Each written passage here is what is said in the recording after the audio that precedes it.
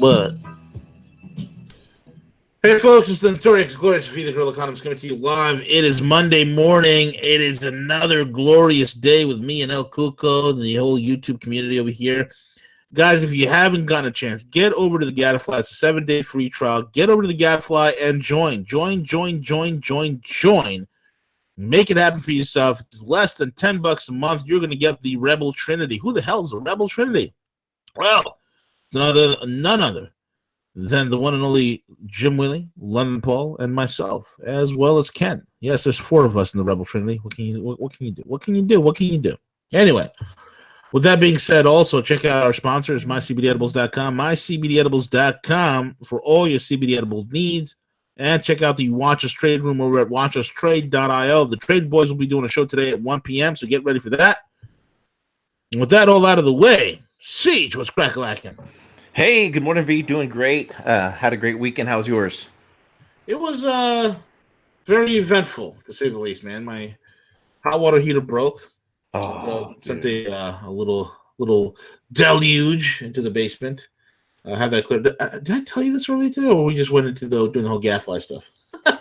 No, you asked. You said it was like you said something, and then I was. It was crappy, and I was a shithead and didn't even ask why. No. I was on my own agenda, V. It's all good, man. I think then we both went down some rabbit hole somewhere. Yeah. Anyway, man, that was my weekend. How was yours? Relaxing.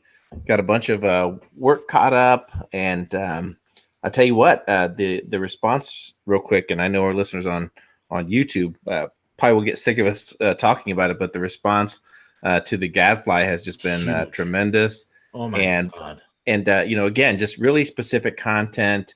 I've had to explain to some of the Gadfly subscribers of why we're still over here on YouTube is because the last thing I want, we have close to 17,000 subscribers over here on YouTube. So I really kind of hate to disenfranchise those that have supported us here for all those years who, that have brought us to where we are. So we still want to deliver some content here, but, understanding that for the past year, we have talked about the censorship. We have talked about the monetizing our platform down about 70 to 90% the past, year and a half. And just going into 2019, I think it's going to get worse. So, we do a lot of research. We do a lot of reading. A lot goes on behind the scenes to deliver this to you, everything from our internet charges to our technology. And so, when we look at it for the price of one lunch, a month, you can go over to the Gadfly and subscribe for $10. If you're not certain, jump over there, 7-day free pass, and you'll see exactly. Go over there for 7 days. You can see all the content that's there already. Yeah, absolutely, man. And folks, here's the deal: we all knew this day was coming. We all knew this day was coming. And it's finally here. And what it is it's basically, how much longer in the face of so much crap, of deplatforming, and I'll give you an example. How many people went from Twitter to Gab, right? Like, all right, I'm done with Twitter. I'm going to get over to Gab. I'm going to show the elites what's up. And they get over to Gab, and all of a sudden, Gab gets thrown off its hosting company. You see what I'm saying? They get thrown off its hosting company.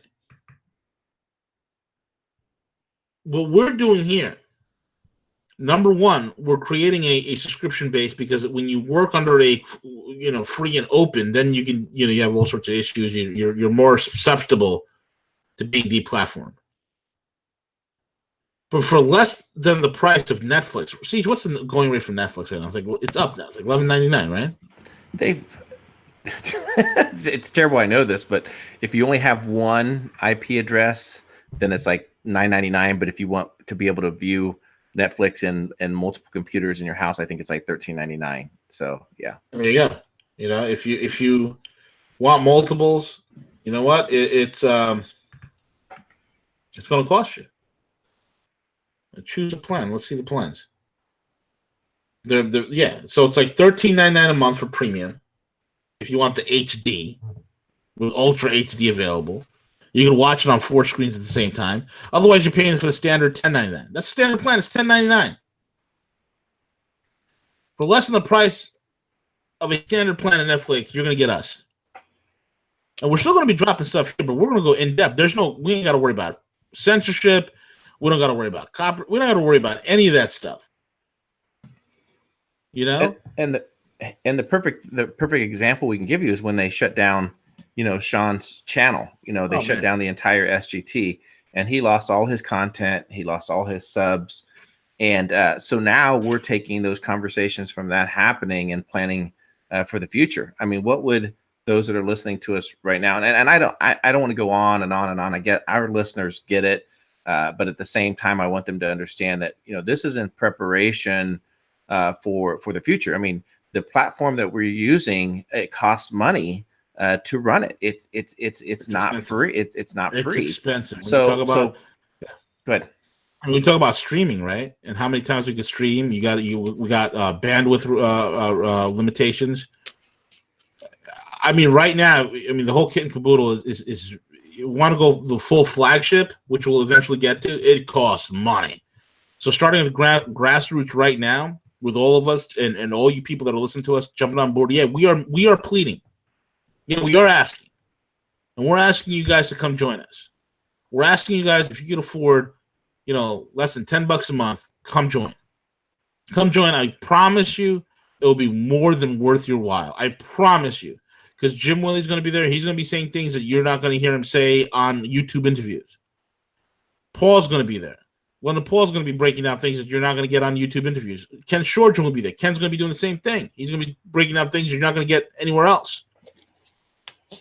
I'm going to be there. I'm going to be shooting my mouth off without any sort of recompenses to censorship and whatnot. So it's definitely the great place to be, guys. I mean, there's no doubt about it, But anyway, Siege, what else is going on, bro?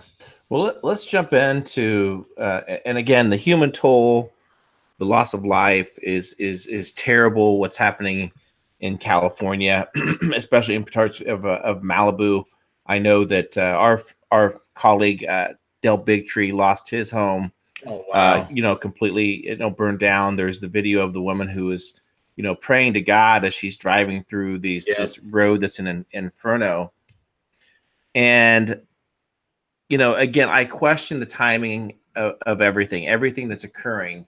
The shooting that occurred in California, now the wildfires that are happening in California, the voter fraud in Florida, and just like clockwork, they're coming out and starting to use these events for political purposes. So again, and if you think about the timing, it makes perfect sense of why they're doing these things now. So you're going to soon have a democratically the Democrats are going to join in the House, and they're going to start pushing the legislation based upon these news events. So you're going to see a gun legislation bill, try to push through, and now you're going to see a lot of pressure for the quote unquote climate deniers. All these things unfolding. So again, why is it happening? You can also state that California, being a financially struggling state, that the millions, if not upwards of $1 billion or so, that are now going to have to pour into California, from the federal government. V, what's your take? What's your thoughts? There's a couple of dimensions here. I think, yes, it's terrible what's happening, and you know what? It's California's fault. California has a bunch of libtards, environmentalists, nut jobs. These environmentalists, see, why is that environmentalists are never people who spend any time out in the environment? And that own these like multi-million-dollar mansions. Yeah. Why is it that environmentalists, these wackadoo environmentalists, Greenpeace and save the snails? Why is it they are often the ones that are getting mauled by grizzly bears out in the woods because that's the first time they're out there? I can't begin to tell you the story how many far left-leaning environmentalists have been killed when they actually get out into the wild environment. And then they realize that their ideology doesn't quite transcend into the reality that is Mother Nature. California, from its droughts to its forestry, is a textbook study in resource mismanagement.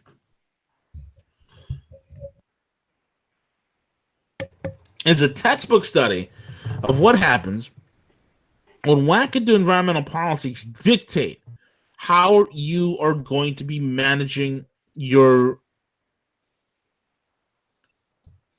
forestry, its outgrowth, how you're going to manage irrigation to the water, and how one of the things people don't talk about is how much water is actually generated in California that is redirected and irrigated out right past civilization and into cities that need it and right into the ocean.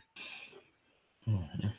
So if they had proper forestry, proper land management